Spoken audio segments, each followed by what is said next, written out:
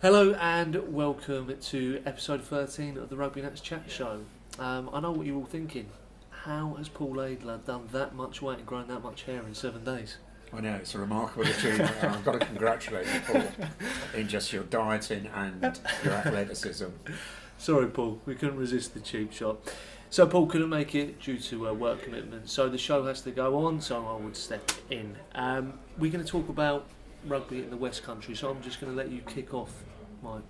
Yeah, I mean, I've spoken to a few people, and I was down in Taunton at the weekend, and obviously through reading about it, I think you probably the way the leagues are structured, you have to really define where the West is, what we want to talk about, and I think we're interested in the traditional West, Devon, Cornwall, Somerset and Gloucestershire, where of course the other counties, Berkshire, Bucks, etc., have all been, on a league basis, have all been lumped in together. But the West really has always been a bastion of rugby. I remember at a dinner once, the guy got up, and he was president of Bristol, and said, rugby's has been good to the west of England, he said, but the west of England has been very good to English rugby.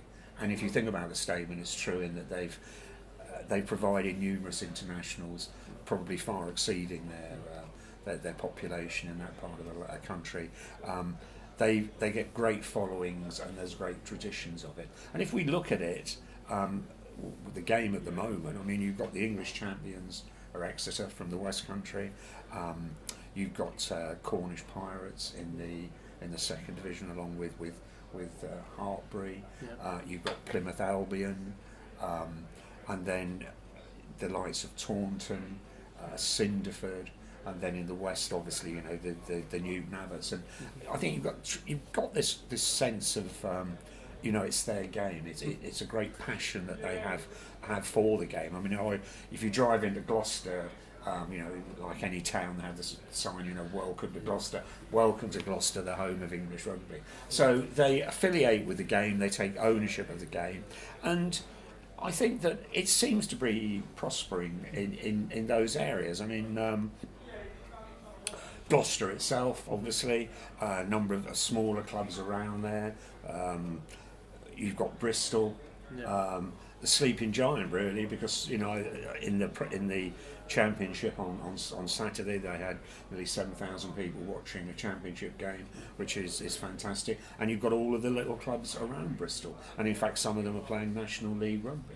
The likes of Clifton and Old Reds, and Cornwall. They're great enthusiasts for the county game, but you've in at club level, as I've said, you've got Cornish Pirates, you've also got Red Ruth, and you've got Camborne who are coming into it again, and Devon as well with Exeter, Plymouth, and then the local derbies that they have, Newton Abbot, Exmouth, Barnstable. There's tremendous competition around there, and the cup competition is still important. And with Cornwall, also the county side of it, the county rugby, there's great enthusiasm for that. So I think overall it looks actually quite healthy. Now you can argue that because of leagues, perhaps some clubs have not got in decline, but are struggling at the level they're at, or are just maintaining a sort of middle position, such as the likes of Lydney, Torquay Athletic, Bridgewater was very, very strong sides. But overall, I'd be quite positive about the game being played in those areas. What leagues do though is that they polarise perhaps one or two clubs and put them on top, and others perhaps do slip back a bit. But it can be cyclical in that those teams can regain their form and regain their positions of eminence. I know we were speaking off camera earlier, and I'm always shocked and surprised to hear that people say rugby in the West Country, South West, it's dying. I never know whether to believe that's true or not. And I know we were talking about second team rugby, because when we carried out episode 12 or 13 of series 1, and we were at Camborne, and I was talking to various members and people in the bar after, and they were saying that they're really struggling to field the two side because of the Cornish twos leagues, whatever that is, isn't the greatest, and these players that are on the fringe of the first team who aren't quite getting into the first team getting led astray by a match fee or just dropping down a level to play regularly week in, week out. So I'm always surprised to hear that comment. Yeah, I mean, I think that is interesting, and I don't think really that is actually confined to the West Country. I think second team rugby is now a problem. Yeah. I mean, also I think you can look through at it with sort of rose-tinted glasses. I mean, most clubs in the West Country, the bigger clubs, for example, the Westerns, the Tauntons, etc., they would only really run two teams as such, perhaps in a Colts team. Yeah. I mean, and that, they'd go under the name of, I don't know, United, it would be Taunton United, or indicating the second team, and it was a way, I suppose, in the non-professional area of keeping players interested. But I think the game at second team level does face problems, as you just indicated. One is loyalty. I think, gone are the days when you'd join a rugby club and unless you moved, you'd probably stay with them through your playing career and probably go on and do something in the club and administrator. I think that has gone, and I can understand because of the travel that's involved in that neck of the woods. I think it can be frustrating that second team rugby probably is in decline because players, as you've already said, will look to play first team. If they can't achieve that ambition at your club, they'll go somewhere else. But I don't think that is peculiar to the West. I think that is an issue with rugby in the national leagues and the leagues below, fielding a second team. Very difficult to say whether you localise the leagues. I know there's an RFU pilot scheme at the moment which incorporates the West Country, which is looking at second team rugby, and they've tried to localise it. You see the results. I mean, I don't know to what extent that is a success.